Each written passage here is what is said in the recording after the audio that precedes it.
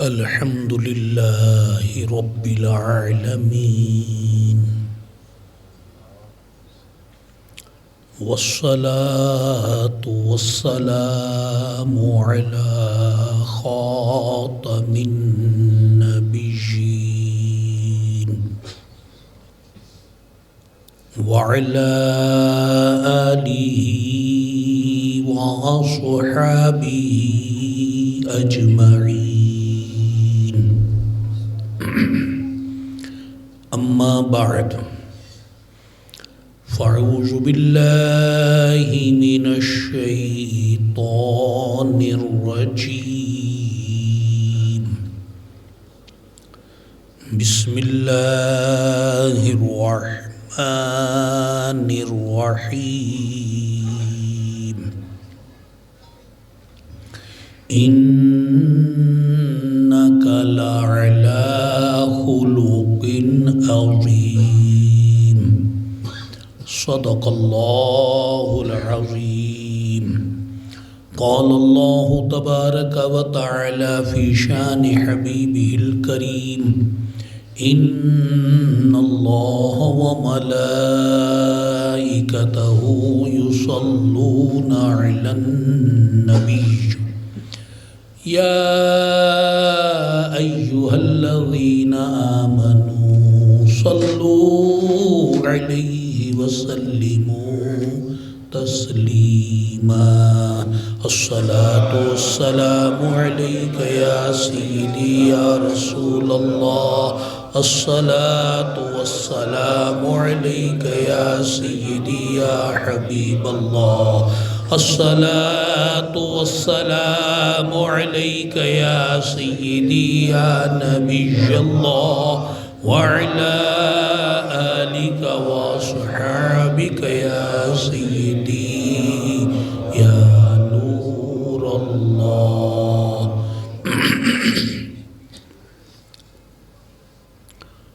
محترم بھائیوں اور بزرگوں، ماہانہ محفل ذکر اور درس کیمیاء سعادت کا سلسلہ 2 ماہ عرس غوث اعظم رضی اللہ تعالی عنہ اور عمرہ شریف کی وجہ سے نہ ہو سکا، آج پھر یہ محفل سجی ہے۔ محفل ذکر تو ہو گئی، اب درس جو ہے اس پر ہم نے دھیان دینا ہے کہ یہ درس ہے، درس کا معنی ہوتا ہے سبق حاصل کرنا۔ تقریر اور چیز ہوتی ہے، درس اور چیز ہوتا ہے۔ جو چیز ہم یہاں سیکھیں وہ صرف سننے کے لیے نہیں بلکہ عمل کرنے کے لیے ہے۔ تو آپ آئندہ اپنے پاس قلم دوات رکھیں۔ یہ دوات تو اب ختم ہو گئی، قلم کے اندر ہی انک آ گئی۔ یہ میں نے اس لیے بولا کہ پہلے جب درس ہوا کرتے تھے صدیوں پہلے، تو جو لوگ شریک ہوتے تھے وہ قلم دوات لے کر حاضر ہوتے تھے اور جو ان کو سکھایا جاتا تھا اس کو نوٹ کرتے تھے۔ مکتبہ سے آپ بغدادی پیڈ بھی حاصل کر سکتے ہیں جس میں جو چیز سیکھی جائے اس کو نوٹ کر سکتے ہیں، اور ڈائری بھی مکتبہ پر موجود ہے، آپ اس کا بھی استعمال نوٹ بک کا کر سکتے ہیں۔ آئیے ہم درس کا آغاز کرتے ہیں۔ صلو علی النبی صلی اللہ تعالی علیہ وسلم۔ آج ہم ایک نئے باب کا آغاز کر رہے ہیں، ریاضت نفس اور خوئے بد سے پاکی حاصل کرنا۔ کیونکہ یہ دونوں برائیاں کافروں کے اندر ہیں اور مومن کو بھی نقصان پہنچاتی ہیں۔ مومن تو اللہ کی بندگی کرنے والا ہے اور اسے اس کام سے اس کا نفس روکتا ہے، اور وہ برے اخلاق، بری عادتیں جو اس کو پڑ گئی ہیں، وہ بری عادتیں اسے اللہ تعالیٰ سے دور کرتی ہیں۔ تو حجت الاسلام سیدنا امام محمد غزالی رحمۃ اللہ علیہ نے پورا ایک باب باندھا ہے کہ اپنے یہ جو نفس ہے اس کو ریاضت کے ذریعے روکنا ہے۔ جس طرح ایک گھوڑا جب کوچوان چلاتا ہے تو اس کے ہاتھ میں ایک ڈنڈی ہوتی ہے جس پر ایک رسی بھی لگی ہوتی ہے، وہ ہر دفعہ ڈنڈی مارتا نہیں ہے، کبھی صرف ڈنڈی دکھاتا ہے تو وہی اس دکھانا ہی کام کرتا ہے۔ تو اب کئی سواریاں صرف اس ڈنڈی کے اشارے پر چلتی ہیں۔ وہ کیوں کہ وہ تربیت پا کر اشارے کو سمجھ بیٹھی اور کوچوان کے ماتحت ہو گئی۔ اگر یہ نفس بھی ہم اس کو ریاضت کی چکی میں ڈالیں اور شریعت پر عمل کر کر کے اس کے واروں اور حملوں کو روکیں تو ایک وقت وہ آئے گا کہ پھر یہ نفس بھی مغلوب ہو جائے گا۔ دوسری ہے بری عادتیں۔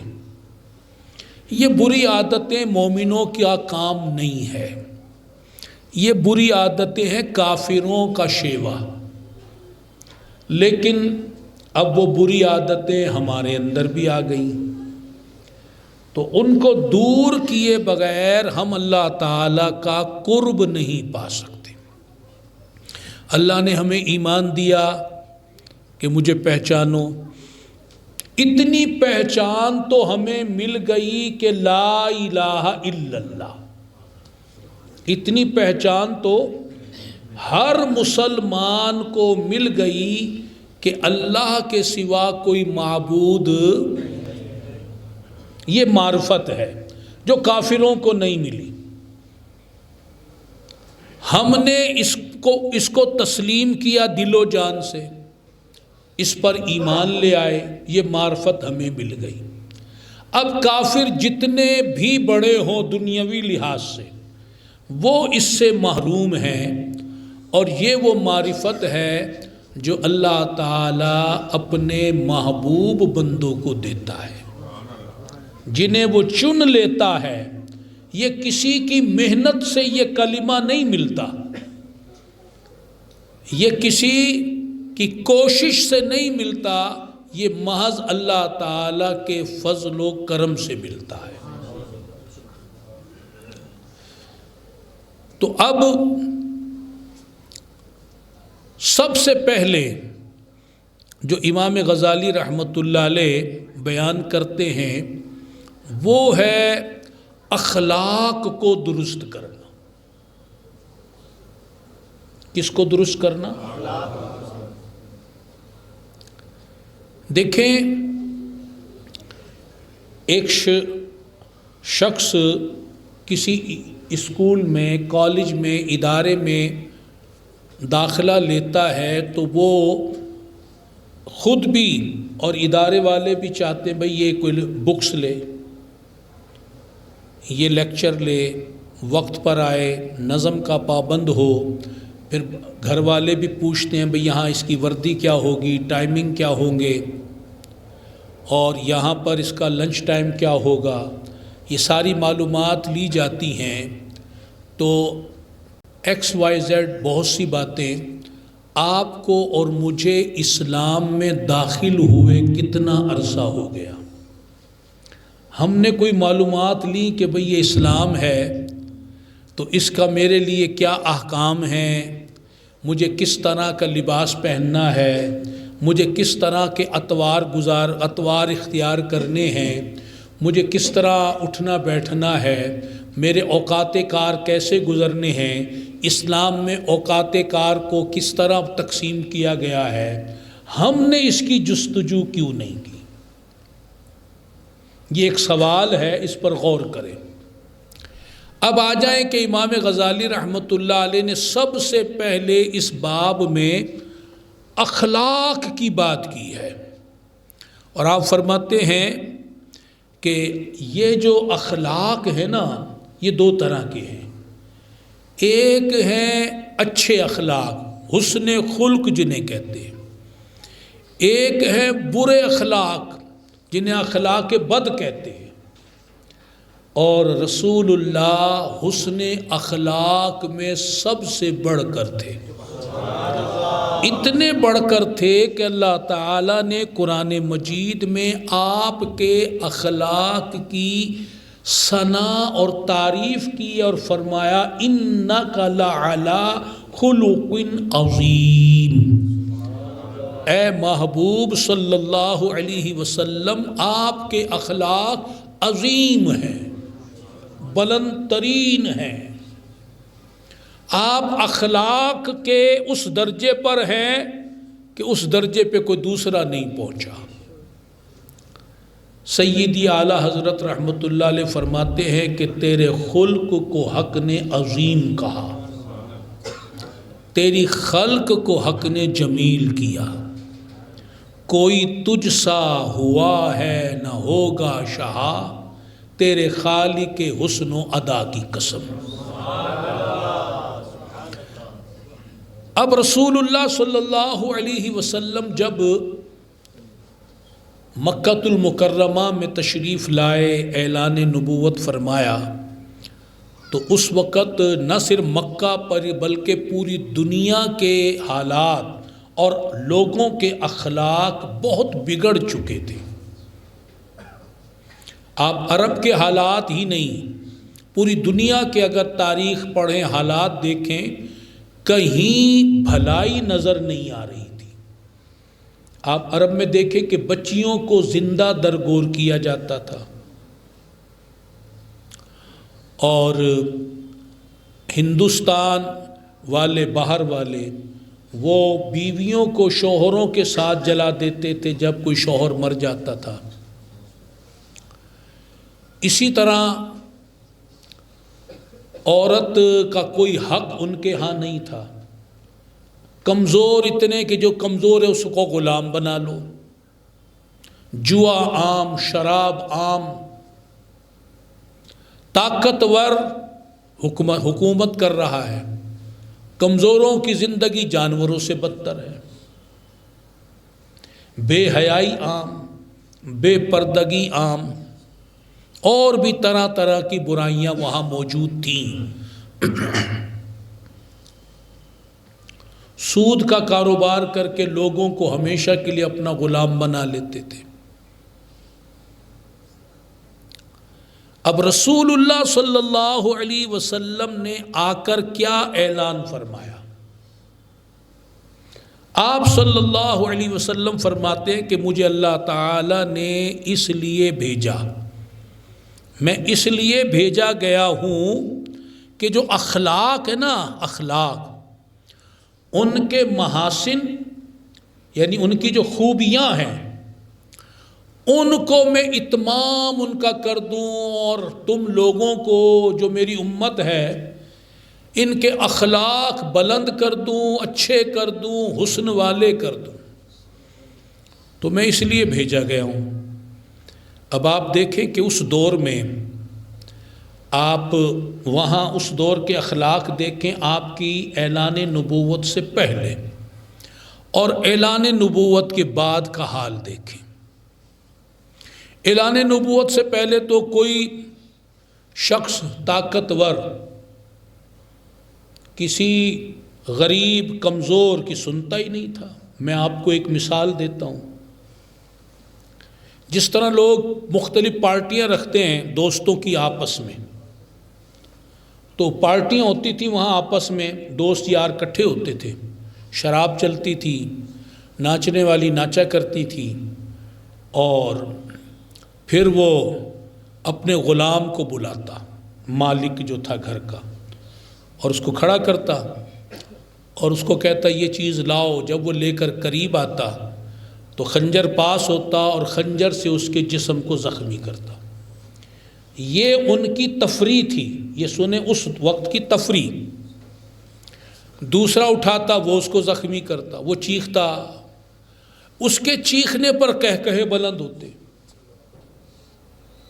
جیسے آج کل کسی جانور کو کہ پتھر مار کے ہنستے ہیں نا بچے، تو اس طرح وہ خنجروں سے اس غلام کو جگہ جگہ سے زخمی کرتے، خون بہتا، وہ چیختا، روتا، تڑپتا، منتیں کرتا، اور وہ کہہ لگا کر خوشیاں مناتے، شراب پیتے، ناچ گانے دیکھتے۔ یہ اخلاق تھے ان کے۔ ماں مر جاتی، باپ مر جاتا تو بڑا بیٹا اپنی ماں کو اپنی جاگیر بنا لیتا، بیوی بنا لیتا، یہ میری جاگیر ہے، اب میں اس کا مالک ہوں، یہ میری لونڈی ہے۔ یہ اخلاق تھے ان کے۔ میرے آقا نے کیسا انقلاب برپا کیا، اس کی میں چند مثالیں رکھتا ہوں۔ صرف نعرہ لگانے کے لیے نہیں سننا۔ اب جو اخلاق ہمارا بگڑا ہے وہ رسول اللہ کی تعلیم نے ہرگز نہیں بگاڑا، وہ تو سنوارنے والی تعلیم ہے۔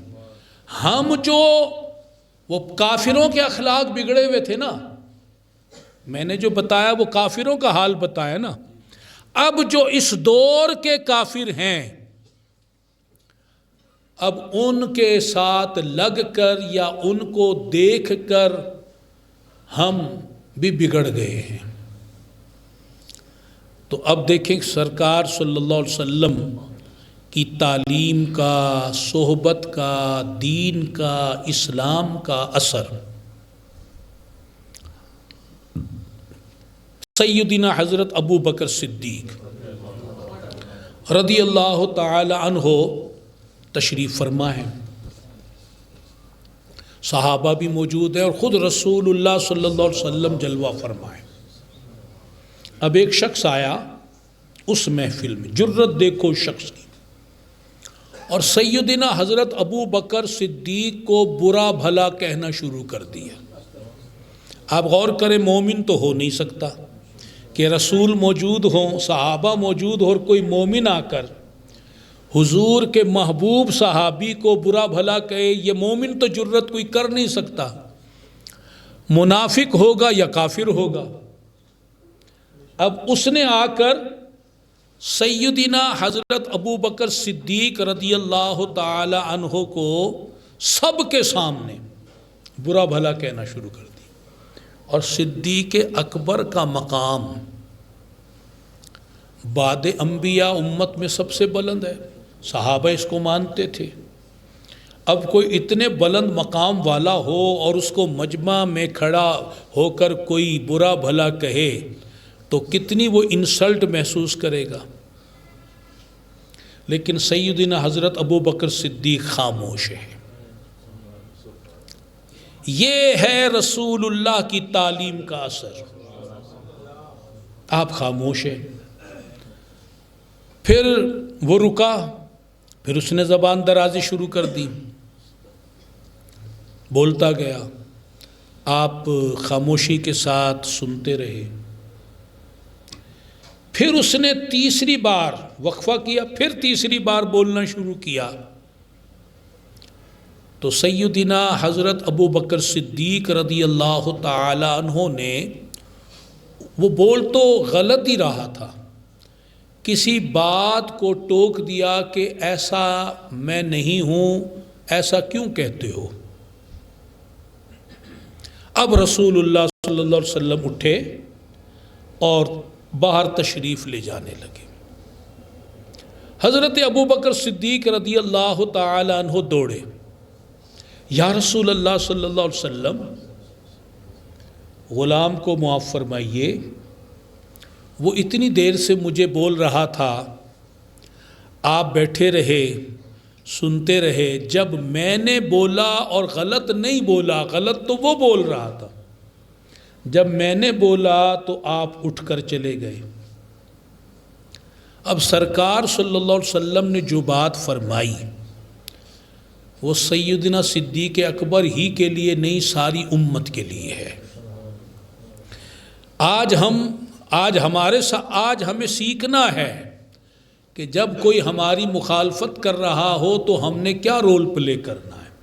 اب کیا کر رہے ہیں اسے چھوڑو، اس سیرت کو دیکھو. رسول اللہ صلی اللہ علیہ وسلم نے فرمایا کہ جب تک تم چپ تھے، جب تک تم جواب نہیں دے رہے تھے، اللہ نے ایک فرشتہ مقرر کر دیا تھا جو تمہاری طرف سے اسے جواب دے رہا تھا. اب رسول اللہ کو تو فرشتہ نظر آ رہا ہے، اب ہمیں نظر نہ بھی آئے، اب سرکار نے جب فرما دیا تو ایمان رکھنا یہی تو مسلمانی ہے کہ فرشتہ آپ دیکھ رہے تھے، فرشتہ ہے، جواب بھی دے رہا ہے. جب اللہ فرشتے کے ذریعے جواب دلوا رہا تو ہمیں جواب دینے کی کیا ضرورت ہے؟ اور جب تم نے جواب دیا تو اب فرشتے کو اللہ تعالیٰ نے بلا لیا، واپس چلا گیا کہ بھی اب رہنے کی ضرورت نہیں، تو اب یہ تو خود جواب دے رہے. اب شیطان آ گیا، اور جب شیطان آیا تو اب ہم اٹھ کر چلے گئے. یہ واقعہ اب آپ نے سن لیا. اب اس سے ہم نے سیکھا کیا ہے؟ واقعہ تو آپ 10 بار سن لیں، لیکن جب تک ہم اپنے بزرگوں کے نقش قدم پر نہیں چلیں گے تو ہمیں برکت، روحانیت، فضیلت حاصل نہیں ہوگی. سننے تک کا ثواب مل سکتا ہے کہ ہم نے ایک اچھی بات سنی تو اس کا ثواب مل گیا، لیکن عمل کیے بغیر چارہ نہیں ہے. مسلمانی اور مومنانہ صفات عمل کرنے سے دل میں پیدا ہوں گی. اب ذرا غور کریں. ایک تو اس سے یہ سبق ملا کہ جب کوئی تکلیف پہنچے تو صبر کرنا یہ ہمارے اسلاف صحابہ کرام کا اخلاق ہے کہ وہ تکلیف دے رہا تھا، آپ کو باتیں سنا رہا تھا، آپ پر الزام لگا رہا تھا، بہتان باندھ رہا تھا، اور آپ برداشت کر رہے تھے، صبر فرما رہے تھے. اب ہمیں بھی ایسا اخلاق اپنانا ہے. ابھی تک تو ایسا نہیں ہو رہا، جو ہمیں 2 کہتا ہم 4 سناتے، اور اگر کوئی زور والا ہو 4 سنا نہیں سکتے تو دل میں تو 8 سنائی دیتے، دل میں تو اس کے خلاف باتیں کر لیتے ہیں. اگر آج ہم بھی صبر کا مظاہرہ کریں تو ہمارے لیے بھی فرشتے اتریں گے اور وہ ہماری طرف سے جواب دیں گے، اور فرشتے کا جواب اللہ کے یہاں مقبول ہوگا. ہمیں بدلہ لینے کی ضرورت ہی نہیں، اللہ تعالیٰ خود حساب فرما رہا ہے. دوسرا سبق یہ ملا کہ اب رسول اللہ صلی اللہ علیہ وسلم کو بھی یہی پسند ہے کہ یہ جھگڑے والی بات نہ کی جائے. ایک بدتمیزی کر رہا ہے تو دوسرا بدتمیزی کرے گا تو اور آگ بھڑکے گی. آپ کا مشاہدہ آپ بھی دیکھتے ہیں گھروں میں، اگر شوہر بول رہا اور بیوی بھی شروع ہو جائے تو پھر لڑائی کہاں پہنچے گی. اگر فیکٹری کے اندر 2 دوست، ایک بول رہا اور دوسرا بھی شروع ہو جائے، آستینیں چڑھا لے تو پھر بات کہاں پہنچے گی. اور اگر ایک خاموشی اختیار کرے تو وہ کب تک بولے گا، بلکہ لوگ اسے پاگل کہیں گے اگر ایک ہی بولتا جا رہا ہے. تو آپ کو بھی پسند ہے صلی اللہ علیہ وسلم کو کہ آگ غصے کی بھڑکائی نہ جائے. اور پھر جب حضرت ابو بکر صدیق بولے تو ظاہر ہے اب بات بڑھنے والی ہو گئی. تو آپ صلی اللہ علیہ وسلم کو یہ پسند نہیں ہے کہ تو تکار کی جائے، یہ بھی بولے وہ بھی بولے، یہ چیخے وہ چیخے، یہ بھی جواب دے، چاہے وہ غلط ہو صحیح ہو. یہ جو اس طرح کا ماحول بنے گا پھر وہ ہاتھا پائی تک جائے گی، پھر مقابلہ ہوگا، اس کے رشتہ دار آ جائیں گے، اس کے دوست آ جائیں گے، گروپ چلے گا، فائرنگ ہوگی، قتل ہوگا، قید، جیل، مقدمے، اور پھر بات کہاں تک جائے گی. میرے نبی نے تعلیم دے دی تم صبر کر لو، اللہ فرشتے کے ذریعے تمہارا جواب دلوا دے گا. مثلا ایک شخص غلط بات کہہ رہا ہے اور ہم جواب میں کہیں تو جھوٹا ہے. اگر ہم نہ کہیں تو جھوٹا ہے اور فرشتہ کہے تو جھوٹا ہے، بھئی ہمارا نمائندہ بن کے فرشتہ اسے کہے، اگرچہ وہ نہیں سن رہا مگر اللہ تو سن رہا ہے، فرشتہ اسے جھوٹا قرار دے رہا ہے. تو اب آخرت میں فرشتے کی گواہی کتنی مضبوط ہوگی. مثال آپ کی سمجھ میں آ گئی؟ اچھا، اب اگلی بات یہ کہ جب تکرار شروع ہوتی ہے نا آپس میں، جھگڑے والی، غصے والی، لڑائی والی، بدتمیزی والی، بد اخلاقی والی، تو یہ حدیث سے پتہ چلا اس کے درمیان، ان دو کے درمیان شیطان آ جاتا ہے. ان دو کے درمیان دیکھ لیں پھر کس طرح غصہ بھڑکتا ہے. اور شیطان جب آئے گا تو اس کا تو کام یہی ہے کہ اس کو بھی بھڑکانا، اس کو بھی بھڑکانا، آگ لگائے گا وہ، اور وہ لگاتا ہے. تو آپ دیکھیں کہ کتنے لوگ ایسے زخمی ہو جاتے ہیں جھگڑا کر کے، دشمنیاں قائم ہو جاتی ہیں، بات چیت ختم ہو جاتی ہے، قتل تک کی نوبت آ جاتی ہے. بیویاں اور شوہروں کے درمیان طلاق تک واقع ہو جاتی ہے. بلکہ طلاق نہ ہو تو بیوی روٹھ کے اپنے گھر یا اپنے گھر جدائیاں ہو جاتی ہیں. یہ سب شیطان کرواتا ہے. تو اگر ہم رسول اللہ کے پسند والے اخلاق اپنا لیں تو اس میں بہتری نظر آتی ہے، اس میں بہتری. اب یہاں خواتین تو نہیں بیٹھی، چلو آن لائن اگر سنیں الگ بات ہے، ان کو بھی میں مخاطب کرتا ہوں کہ اگر آپ کی بیوی کسی بات پر الجھ رہی ہے، اگرچہ وہ غلط ہے، جیسے صدیق اکبر کے سامنے جو تھا وہ غلط بول رہا تھا، اگرچہ وہ غلط ہے، لیکن اب آپ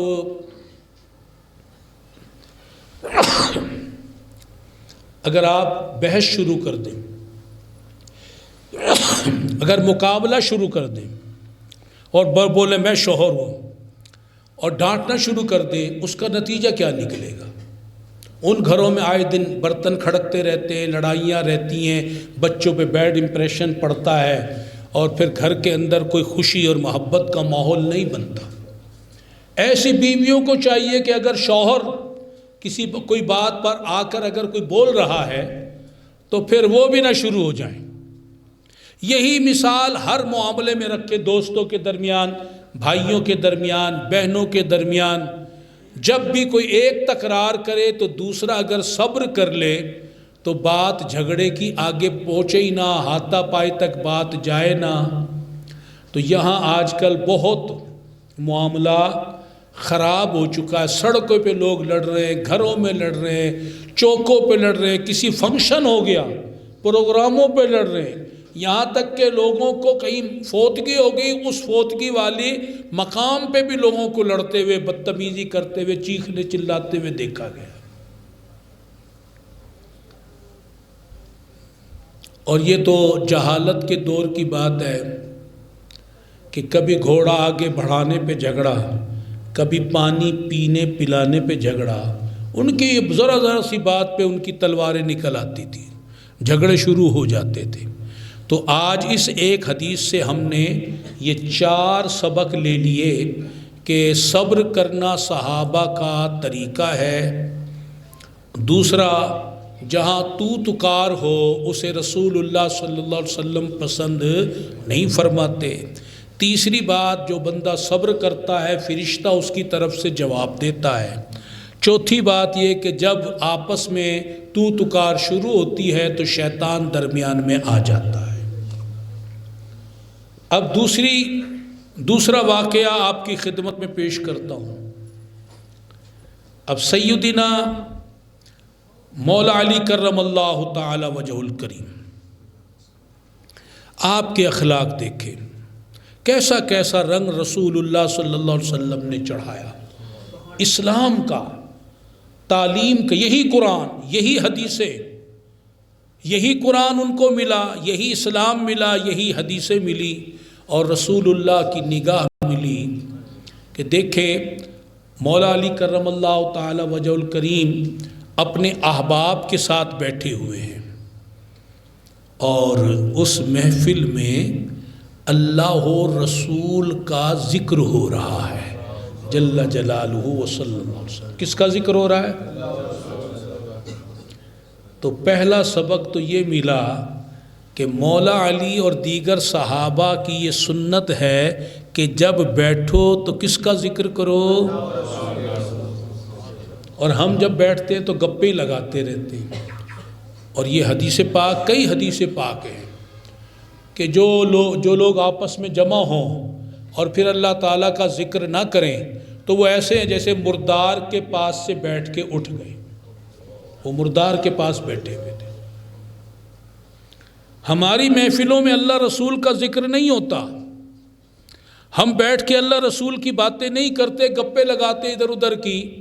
تو ایسی دوستوں کی محفل جس میں گپیں ہوں، غیبتیں ہوں، چغلیاں ہوں، الزام تراشیاں ہوں، مذاق مستیاں ہوں، وہ تو آخرت میں شرمندگی کا باعث ہوں گی، اور جن محفلوں میں اللہ اور رسول کا ذکر ہو وہ باعث رحمت ہوں گی۔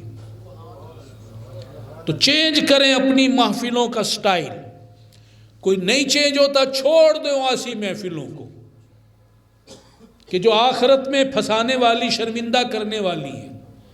اول تو چینج کریں اپنی محفلوں کے سٹائل کو، نہیں ہوتا تو آپ ایسی محفلوں کو چھوڑ دیں، ایسی محفلوں میں جائیں جہاں اللہ رسول کی باتیں ہوں، جہاں کس کی باتیں ہوں؟ اللہ اور رسول کی، جل جلالہ و صلی اللہ علیہ وسلم۔ اتنے میں ابن ملجم آ گیا، یہ خارجی ہے۔ یہ کون ہے؟ خارجی وہ لوگ ہیں جو اہل بیت سے دشمنی رکھتے ہیں دل میں، زبان سے اگرچہ تعریفیں بھی کریں، اور بہت سے بدبخت تو زبان سے بھی بکتے ہیں۔ جو رسول اللہ صلی اللہ علیہ وسلم کے اہل بیت ہیں، اولاد ہیں، آپ کی ازواج ہیں، آپ کی صاحبزادیاں ہیں، آپ کے نواسے ہیں، آپ کے داماد ہیں، تو ان کے خلاف بک بک جو کرتا ہے وہ خارجی کہلاتا ہے۔ وہ کیا ہے؟ خارجی۔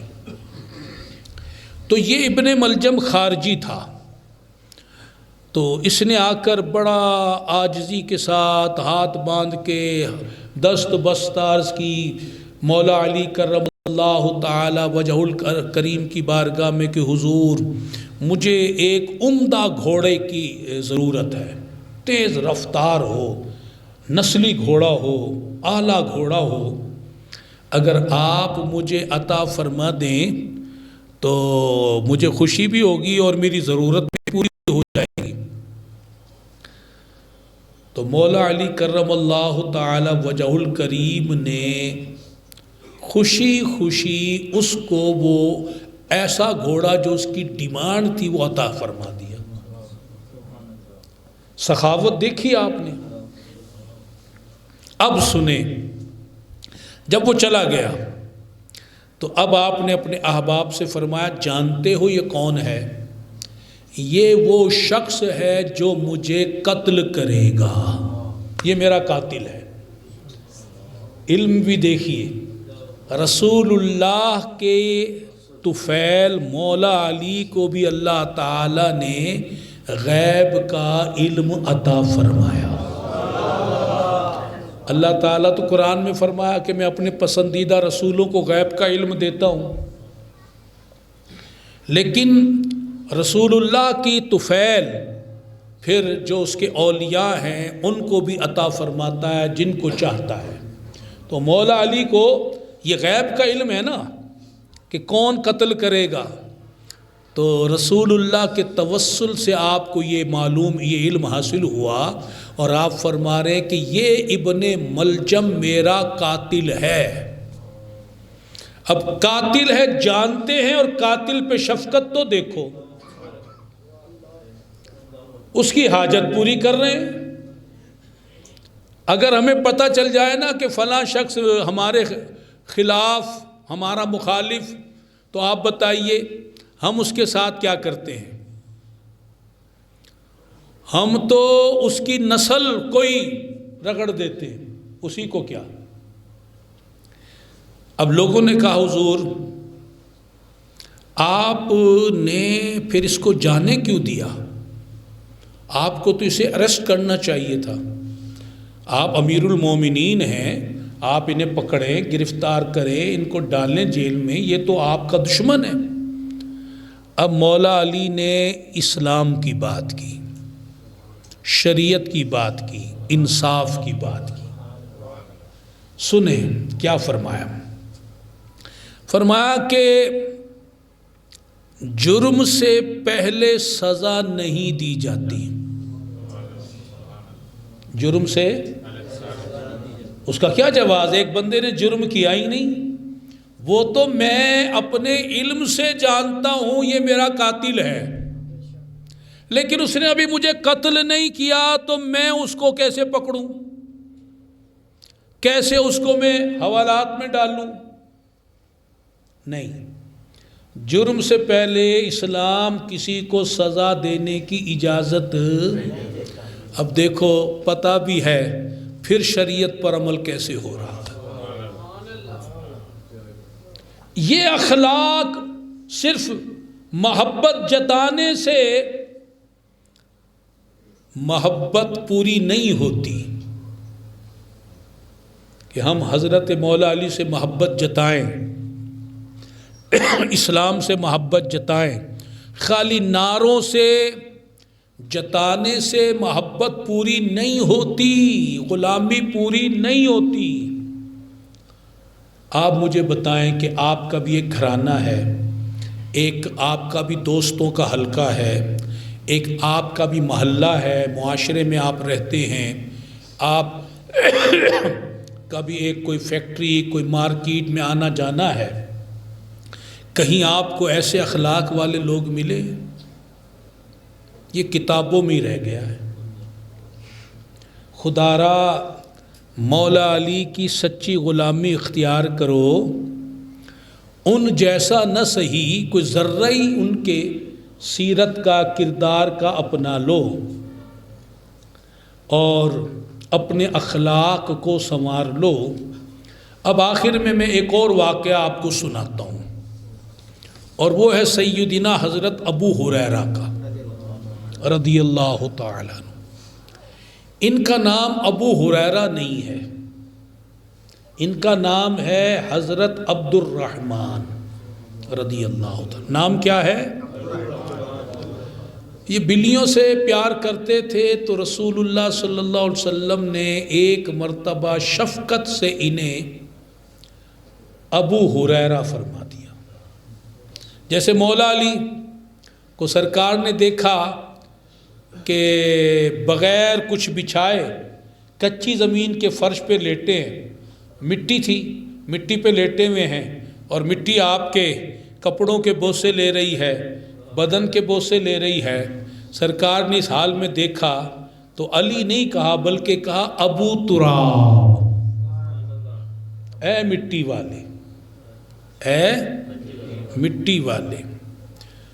تو اب مولا علی کہتے مجھے کوئی علی کہے وہ خوشی نہیں، جو ابو تراب کہے اس سے خوشی زیادہ ملتی۔ تو اب حضرت ابو ہریرہ کا اپنا نام بہت کم لوگ جانتے ہیں، سرکار کی زبان اقدس سے ایسا نام ملا کہ اسی سے شہرت ہو گئی، یہاں تک کہ حدیث کی کتابوں میں بھی عن ابی ہریرہ ہوگا، ان عبد الرحمن نہیں ہوگا، وہاں حدیثوں کی کتابوں میں بھی نام ابو ہریرہ ہی صحابہ کی زبان پر۔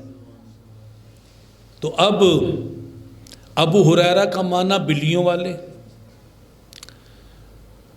اب آپ تشریف لے جا رہے ہیں تو سامنے سے ایک شخص آ رہا تھا، اس نے آپ کو روکا اور کھڑا ہو گیا۔ اب آپ بھی کھڑے ہیں۔ اس شخص نے پوچھا کہ تم ابو ہریرہ ہو؟ اب میں آپ کو بتاؤں، صحابہ کا مذاق اڑائے گا منافق۔ صحابہ کا مذاق کون اڑائے گا؟ یا کافر اڑائے گا۔ اہل بیت کا مذاق کون اڑائے گا؟ منافق یا کافر۔ نبیوں کا مذاق کون اڑائیں گے؟ منافق یا کافر۔ تو اب یہ بات ذہن میں رکھیں، اسی طرح قرآن کا، اسلام کا مذاق کون اڑائے گا؟ منافق یا کافر۔ اولیاء اللہ کا مذاق کون اڑائے گا؟ جو منافق یا یہ ذہن میں رکھیں۔ یہ جو فرقہ صحابہ کے خلاف ہے وہ حضرت ابو ہریرہ کا بہت مذاق اڑاتے ہیں، وہ حضرت ابو بکر کا بھی مذاق اڑاتے ہیں معاذ اللہ، اور حضرت عمر فاروق کا بھی، حضرت عثمان غنی کا بھی۔ نعرہ تکبیر، نعرہ رسالت، وہ حضرت ابو ہریرہ کے بھی خلاف ہیں، کیونکہ انہوں نے صحابہ کرام کی شان میں حدیثیں روایت کی ہیں۔ یہ بغض ہے حضرت ابو ہریرہ سے ان کو رضی اللہ تعالی عنہ، اور مذاق اپنی تقریروں میں اڑاتے ہیں۔ اللہ تعالی ہمیں ان کے شر سے بچائے۔ تو وہ شخص بولا کہ تمہارا نام ابو ہریرہ ہے؟ آپ نے فرمایا ہاں۔ اب اس نے بدتمیزی کی، معاذ اللہ، کیا تم بلیوں کے چور ہو؟ اب جب آپ نے یہ سنا آپ سمجھ گئے، آپ خاموش ہوئے۔ اس نے پھر بولا، اب آپ نے دعا کی، یا اللہ تو مجھے اور اسے معاف فرما دے، تو مجھے اور اسے معاف فرما دے۔ پھر اسے کہا کہ ہم جس کے غلام ہیں نا، جس کے امتی ہیں، ہمارے نبی نے ہمیں یہی تعلیم دی ہے کہ جو شخص ہم پر ظلم کرے ہم اسے دعا دیں۔ تو تو ہم پر یہ جو کچھ بھی کر رہا ہے، ظلم ہو رہا ہے، بدتمیزی، بد اخلاقی، تو ہم اپنے نبی کی تعلیم کے مطابق تمہیں دعا دے رہے ہیں۔ کیا کر رہے ہیں؟ دعا دے رہے ہیں۔ تو اب آخر میں یہ جو دعا دینا ہے اور صبر کرنا ہے، اس کو کہتے ہیں حلم۔ اس کو کیا کہتے ہیں؟ حلم، ہے سے، ہے حکے والی، ہے لام میم، علم۔ جیسے حلیم ہے نا جی، یہ ہٹا دو تو حلم بن جائے گا، حلم۔ اور یہ حلم جو ہے یہ ہے سنت انبیاء بھی، سنت صحابہ بھی، سنت اولیاء بھی، اور صفت مومنہ بھی۔ لیکن اب آج کل کے مومنوں میں یہ صفت نظر نہیں آ رہی۔ اب اسے کیا کہتے ہیں؟ حلم کسے کہتے ہیں وہ سن لیں آپ۔ حلم کہتے ہیں کہ سامنے والے نے کوئی بات ایسی کہی یا کوئی ایسا فعل ہوا، غصہ آ گیا، بندے کو کیا آ گیا؟ اور یہ غصہ صحیح آیا، غصہ، اس کے باوجود اس غصے کو قابو میں رکھنا، ضبط کر لینا، پی جانا، اس کا نام ہے حلم۔ اس کا نام کیا ہے؟ علم۔ اور یہ کون سا غصہ پینا ہے؟ جو ہمارے لیے ہو، ہماری ذات کے لیے، ہمارے لیے۔ اور اگر کوئی اسلام کے خلاف بولے، اس غصے کو پینا نہیں، وہاں تو جواب دینا فرض ہے۔ یہ تو بات جتنی بھی میں نے کی ہے نا، یہ ہم اپنے اخلاق کی بات کی ہے۔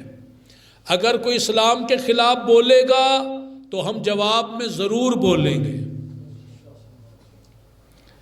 کوئی قرآن کے خلاف بولے گا، اللہ کے خلاف بولے گا، رسول کے خلاف بولے گا، صحابہ کے خلاف بولے گا، اہل بیت کے خلاف بولے گا، کوئی اولیاء اللہ کے خلاف بولے گا، تو وہ غصہ، اس پہ غصہ نہ آنا یہ بے ایمانی ہے، اور غصے کا آنا یہ ایمان والے ہونے کی علامت ہے۔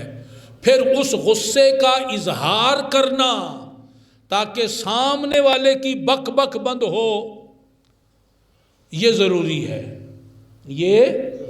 یہاں یہ بات بھی سمجھ میں آ گئی جی آپ کے بھی۔ تو اب حضرت ابو ہریرہ رضی اللہ تعالی عنہ کے واقعہ سے بھی ہمیں یہ سبق ملا کہ تعلیم رسول پر عمل ہونا چاہیے۔ وہ کیا کہہ رہے؟ ہمیں ہمارے رسول نے یہ تعلیم دی،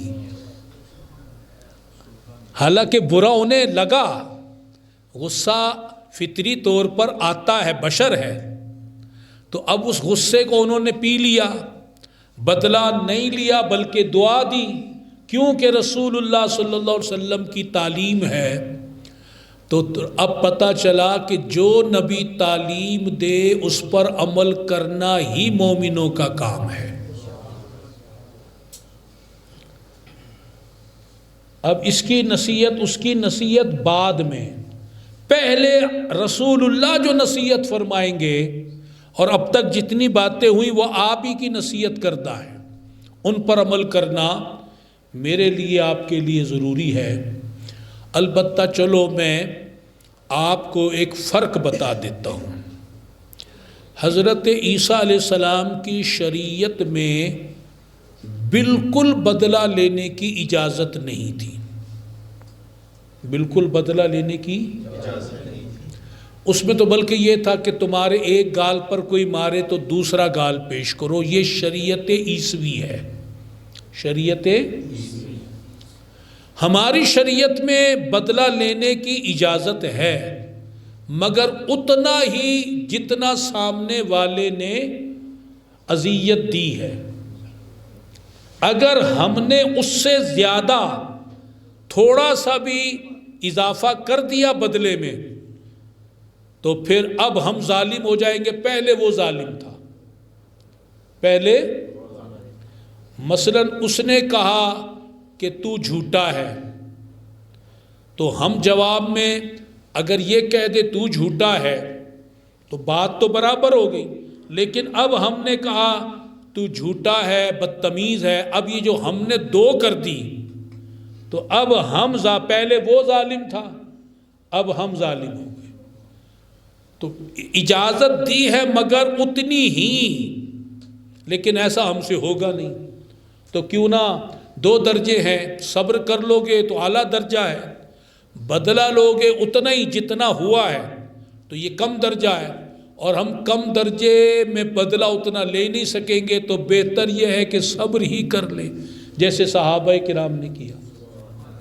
وہ اخلاق، اس کو اللہ تعالیٰ بھی پسند فرماتا ہے، رسول بھی پسند، صلی اللہ علیہ وسلم بھی پسند فرماتے ہیں، اور اس سے انشاءاللہ بہتری بھی آئے گی، اور نفس جو ہے جو بہکاتا اور شیطان بہکاتا ہے لڑائی جھگڑے کی طرف، بدتمیزی کی طرف، اور بدلے اور انتقام کی آگ، لوگوں کہتے ہیں ہمارے دل میں انتقام کی آگ جل رہی ہے، یہ سینوں میں جو انتقام کی آگ ہے اسے بجھا دو۔ کئی لوگ سالوں جھگڑا کر کے بیٹھے ہوتے ہیں اور بات چیت ختم، تعلق ختم، رابطہ ختم۔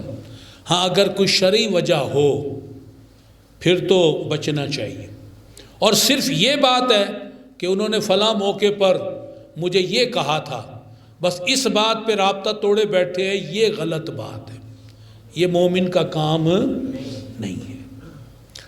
تو آج کا جو درس تھا وہ امام غزالی رحمۃ اللہ علیہ نے جو دیا تو وہ یہی تھا کہ رسول اللہ صلی اللہ علیہ وسلم نے فرمایا کہ مجھے تمہاری طرف جو بھیجا گیا ہے، تمہارے جو بگڑے ہوئے اخلاق ہیں ان کو سنوارنا اور اچھے اخلاق کو اتمام تک پہنچانا، یہ میرا کام ہے، اور میں اس لیے آیا ہوں۔ اور آپ نے اپنے اصحاب کے اخلاق کو بلند و بالا کر دیا، اور آج بھی جو آپ کے سیرت پر چلے گا اور آپ کے فرمان پر چلے گا اس کے اخلاق بھی بلند و بالا ہو جائیں گے۔ تو جتنے سبق آج کے درس میں ہم نے سیکھے ہیں ان کو آپ پلے گرا باندھ لیں۔ اگرچہ ہمارا آج کا بیان کو جوشیلا، جذباتی، ہاتھ اٹھانا، زور زور سے بولنے والا نہیں، لیکن دین کی بنیادی بات وہ آپ کے سامنے میں نے بیان کی صحابہ کرام کے کردار کی روشنی میں۔ تو آپ کو اور مجھے ضروری ہے کہ ہم اپنے گھر میں بھی اخلاق اچھے کریں، اپنے دوستوں کے درمیان بھی، دکان پہ بیٹھے ہوں تو گاہکوں کے ساتھ بھی، اسی طرح اگر ہم فیکٹری میں ہوں، کسی ادارے میں ہوں وہاں بھی، مسجد میں ہوں، قبرستان میں ہوں وہاں بھی، شادی حال میں ہوں، کسی دینی مدرسے میں ہوں، گلی میں ہوں، بازار میں ہوں، محلے میں ہوں، جہاں بھی ہوں ہم نبی کے امتی غلام بن کر اپنے اخلاق اچھے ہی پیش کریں کہ حسن اخلاق مومن کا زیور ہے۔ اللہ تعالیٰ عمل کی توفیق عطا فرمائے اور ہمارے بگڑے ہوئے اخلاق کو سنوار دے۔ آمین بجاہ خاتم النبیین صلی اللہ تعالی علیہ وسلم۔ اب صلاۃ و سلام سے پہلے چند اعلانات سن لیجئے۔ ایک تو اتوار پرسوں آئے گا انشاءاللہ تعالی، ایک آئے گا اس سے اگلا اتوار 12 جنوری کو، 12 جنوری کو آئے گا، یہ 5 تاریخ کو آئے گا وہ بار۔ اس 12 جنوری کو ماہانہ روحانی تربیت انشاءاللہ تعالی منعقد ہوگی۔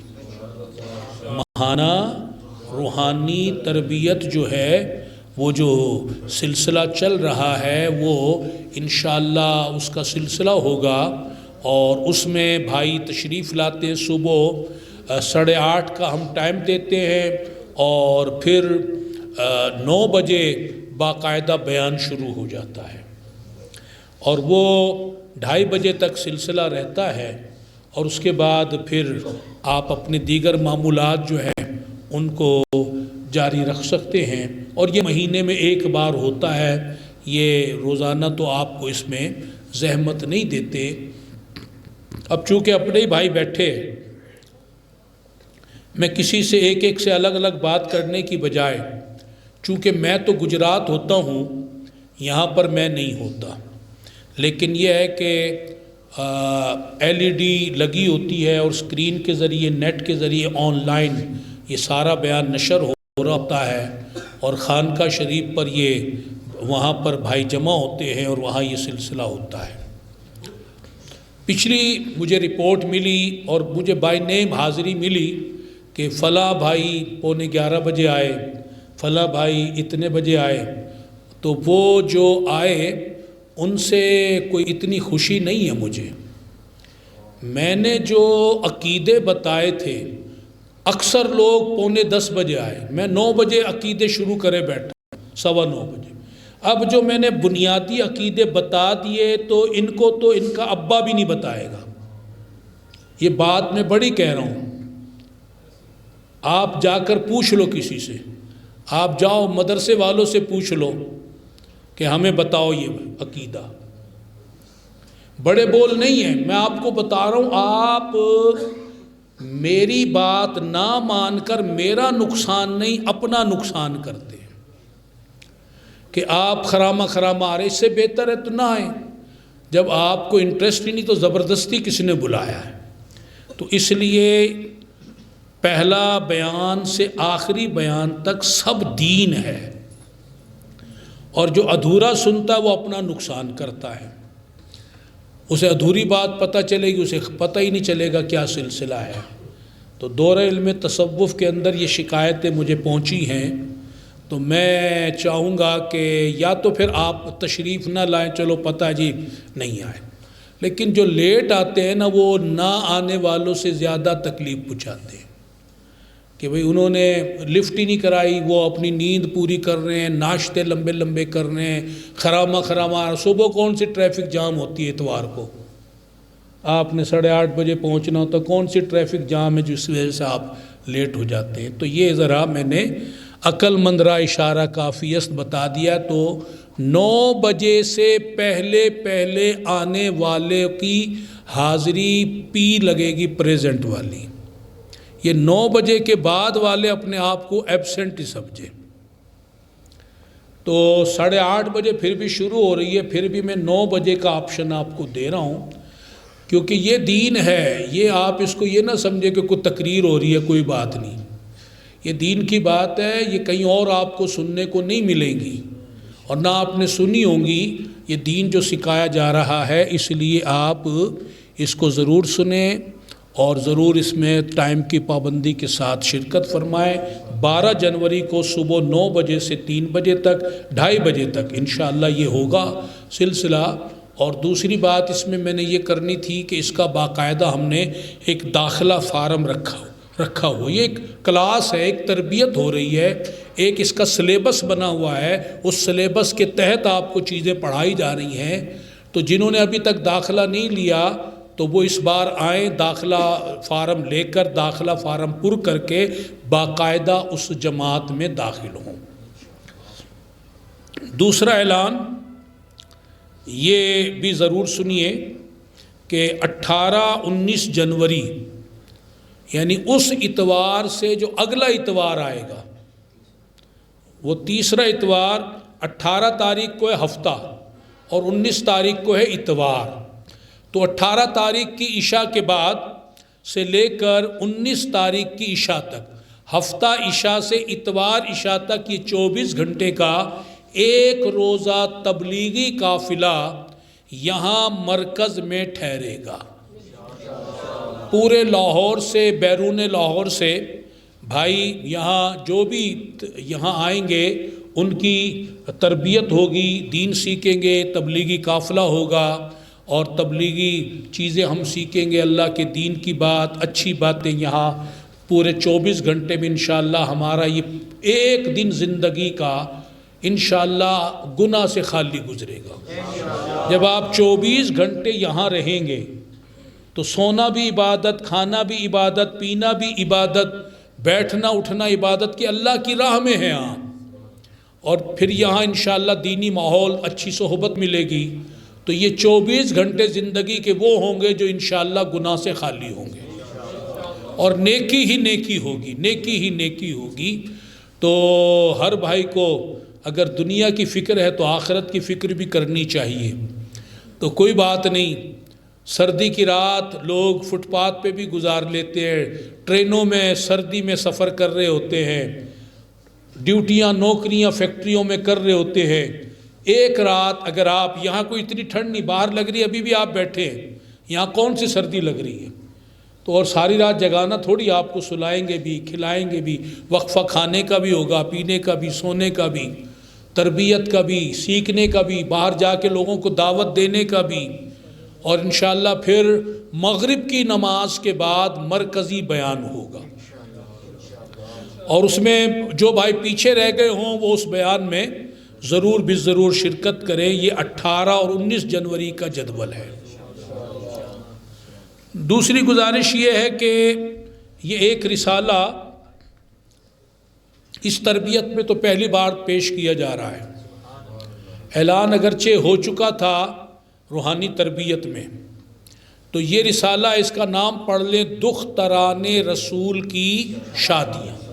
دختران کہتے ہیں بیٹیوں کو، تو اب رسول اللہ صلی اللہ علیہ وسلم کی شادیاں، تو اس میں بتایا گیا کہ آپ کی صاحبزادیاں کتنی ہیں، کون کون ہیں، ان کی شادی کس سے ہوئی، کب ہوئی، پھر انہوں نے فوت کہاں ہوئی، دفن کہاں ہوئی، پھر آپ کی نواسیوں کا ذکر ہے، اور بھی یہ 56 صفحے ہیں۔ ان 56 صفحوں میں تو بڑی تفصیل کے ساتھ آپ کی نواسیوں کا، آپ کی شہزادیوں کا ذکر ہے، پھر آپ کے جو بیٹے ہیں ان کا ذکر ہے کہ آپ کے بیٹے کتنے ہیں، کیا کیا نام مبارک ہے۔ یہ بنیادی معلومات اسلامی ہمیں ہونی چاہیے، اور یہ معلومات ہونی چاہیے کیونکہ ایک فرقہ حضور کی صاحبزادیوں کا انکار کرتا ہے، شادیوں کا انکار کرتا ہے، تو ہمارے بچوں کو پتہ ہونا چاہیے، ہمیں پتہ ہونا چاہیے کہ حضور کی صاحبزادیوں کے نام کیا ہیں، کس کس کے نکاح میں آئیں، اور صاحبزادے کتنے ہیں، نام ان کے کیا کیا ہیں۔ بہرحال یہ رسالہ یہ بھائی لے کر کھڑے ہیں، یہ کسی کا کاروبار نہیں، یہ تبلیغ اسلامی کا رسالہ ہے، تبلیغ اسلامی نے چھاپا ہے۔ میرا نام اس پہ لکھا ہوا ہے، وہ صرف لکھنے کے لیے، نہ میرا اس کو کوئی کاروبار ہے، نہ میں نے یہاں کوئی کاروبار کے لیے دیا، یہ لکھ کر میں نے تبلیغ اسلامی کے مکتبہ کو دے دیا ہے۔ تو بہرحال یہ مکتبہ کا کام ہے، 100 روپے اس کا ہدیہ ہے۔ تو میں تو چاہتا ہوں کہ رسول اللہ کی باتیں ہر گھر میں جائیں، یہ میرا جذبہ ہے، اور میں چاہتا ہوں آپ کا بھی جذبہ بنے۔ آپ کے پیسے اللہ تعالیٰ معاذ اللہ ختم نہیں کر دے گا، آپ 1 دیں گے، وہ فرماتا میں 70 دوں گا، اور پھر یہ تو اس کے نبی کی آل کی محبت میں خرچہ ہو رہا ہے۔ 100 روپے کا اگر 70 گنا ملے، بلکہ آگے فرمایا میں 700 گنا دوں گا، پھر فرمایا کہ میں اس سے بھی زیادہ بے حساب دوں گا۔ تمہارے دل کو دیکھ کر جو بڑی مجبوری سے ہاتھ ڈال رہا ہے اس کو صرف 10 گنا، جو دل سے دے گا 70 گنا، جو اور خوش ہو کے دے گا 700 گنا، جو اہل بیت کی محبت میں ڈوب کر دے گا اس کو بے حساب دوں گا۔ تو اب اللہ تعالیٰ نے دینا، اس کا وعدہ ہے۔ تو یہ رسول اللہ کے صاحبزادیوں کی شادیوں کا ایک بڑا ایمان افروز ذکر ہے، جس کا رد کئی خارجی فرقے کرتے ہیں۔ یہ خارجی حضور کی شہزادیوں کے مخالف ہیں، تو خارجی رافضی، تو آپ یہ ضرور خرید لیں۔ اس کو خریدنے سے مجھے کوئی نفع نہیں، آپ کو نفع ملے گا، تبلیغ اسلامی کو ملے گا۔ ایک نہیں لیں، جو پہلے بھی لے چکے دوبارہ لے لے، امت ختم نہیں ہوئی جن تک آپ نے اس کو نہیں پہنچایا۔ اور میں تو کہتا ہوں، جب آپ کہتے کہ رسول اللہ جان سے قریب ہیں تو ان کے آل پر خرچ تو کرو، ان کے آل پر خرچ تو کرو۔ یہ بھی لنگر ہے، آپ کھانے پکا کے لنگر جاری کرتے ہیں، یہ بھی لنگر ہے۔ حضور، اس میں حضور کی حدیثیں ہیں اور حضور کی آل کے بارے میں باتیں ہیں۔ یہ لے لیں جی، بار بار لیں، یہ رسالہ رکنا نہیں چاہیے، یہ ہر مسلمان کے گھر میں پہنچنا چاہیے۔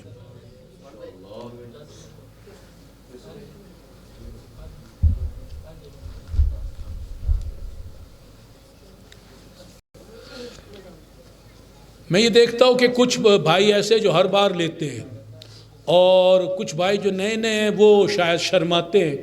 اس میں شرم کی کیا بات ہے؟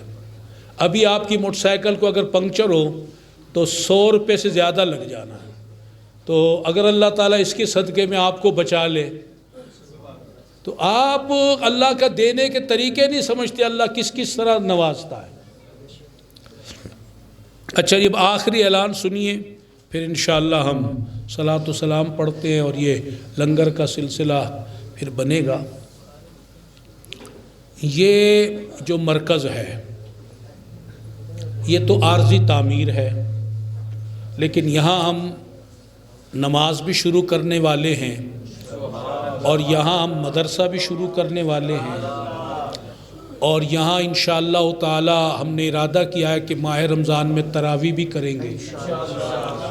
تو اب اس مسجد میں چٹائیاں نہیں ہیں، یہ تو جو دریاں ہیں آپ سمجھتے ہیں، یہ دریاں جو ہے ایسی عارضی بچھا دی جاتی ہیں، جو مسجد کی باقاعدہ چٹائیاں ہوتی ہیں وہ یہاں نہیں ہیں، اور یہ ہم نے عارضی طور پہ بنا لی ہے جگہ نماز کی، تو چٹائیاں ہمیں چاہیے، اور وہ چٹائی جب تک بچھی رہے گی، نماز اس پہ ہوتی رہے گی، سجدے ہوتے رہیں گے، قرآن پڑھا جاتا رہے گا، تو جو اس میں حصہ ڈالے گا اس کا ثواب جاری و ساری رہے گا۔ یہ جب تک وہ چٹائی ٹوٹ کر کوڑا نہیں بن جاتی تو اس وقت تک تو ثواب ہی ثواب ہے، تو سالوں چلتی ہے چٹائیاں۔ تو انشاءاللہ تو یہ چٹائیاں یہاں بچھنی ہیں، تو یہ جو انتظامیہ ہے انہوں نے لکھا ہے جی 64,000 میں چٹائیاں آئیں گی۔ جو اچھی چٹائی ہے وہ 16,000 کی ایک چٹائی ہے، اور یہاں 4 بچھیں گی، تو اب یہ 64,000 چاہیے، تاکہ اب جو قافلہ یہاں ٹھہرے گا، مدرسہ شروع ہونے والا ہے، تو پھر یہ ٹھنڈ تو ہے، نیچے زمین سے ٹھنڈ تو پہنچتی ہے، تو تاکہ چٹائیاں بچھ جائیں تو انشاءاللہ آسانی ہو جائے گی اور آپ کے لیے ثواب ہو جائے گا۔ یہ چلے 2,500 روپے تو آ گئے، تو یہ پھر کچھ رقم ابھی بھی جو باقی ہے لیں جی، یہ ماشاءاللہ یہ تو اب 5-5 ہزار کے نوٹ آ گئے، تو اب تو کام آسان ہو جائے گا جی۔ اللہ قبول فرمائے، اور میں بھی اپنا حصہ ڈال لوں نا جی، خالی تقریریں تو نہیں کرنی چاہیے نا جی، یہ تو نہیں کہ ہم خالی تقریریں کر کے چلے جائیں نا جی، تو ہم بھی 1,000 روپیہ 2,000 روپیہ کچھ ڈال ہی دیتے ہیں نا جی۔ چلو جی، یہ 1,100 روپے آ گئے 11ویں شریف کے لیے، جو نکل آئے وہ ہم نے پیش کر دیے جی۔ آپ بھی حصہ ڈالیں جی، کہیں نہیں جاتا، ہم نے تو اس لیے ڈالا ہے، یہ اللہ تعالیٰ نے یہ دیے 1,100 روپے کس نے دیے ہمیں، تو اور بھی وہ دے دے گا، دوبارہ دے دے گا، اس کے پاس کمی، ہماری جیب میں محدود ہیں، اس کے پاس تو کوئی حد نہیں ہے نا جی۔ تو یہ چٹائیوں کی تو رقم جمع کری لو اگلی دفعہ، تاکہ اب دوبارہ چٹائیوں کے لیے مانگنا نہ پڑے، آج دے جاؤ چٹائی کے لیے کچھ نہ کچھ دے جاؤ، ہر بھائی کا حصہ آ جائے، ہر بھائی ڈال دے، جس پہ نہیں ہے 100 روپے ڈال دے، ہیں جی 50 روپے ڈال دے، چٹائی میں کوئی کونا تو آ جائے، کوئی ایک سجدہ ماتھا ہی لگ جائے وہاں پر، ہیں جی کوئی اتنا تو جگہ بن جائے نا جی، لیں جی۔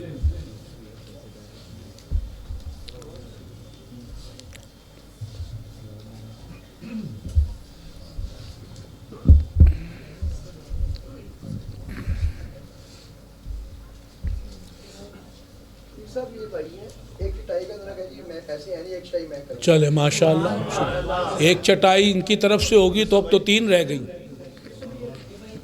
سبحان اللہ جی۔ اگر کسی کے پاس ابھی نہیں ہے تو وہ نیت تو کر کے بتا دے، چلو جب وہ ملاقات کرے تو وہ دے دے، اکٹھے کر لو جی۔ اب یہ کتاب رکھو جی اندر، لیجیے اب آپ سلام پڑھیں، چلو جی، لو جی جو کم پڑھیں گے جی وہ حضرت لے آئیں گے۔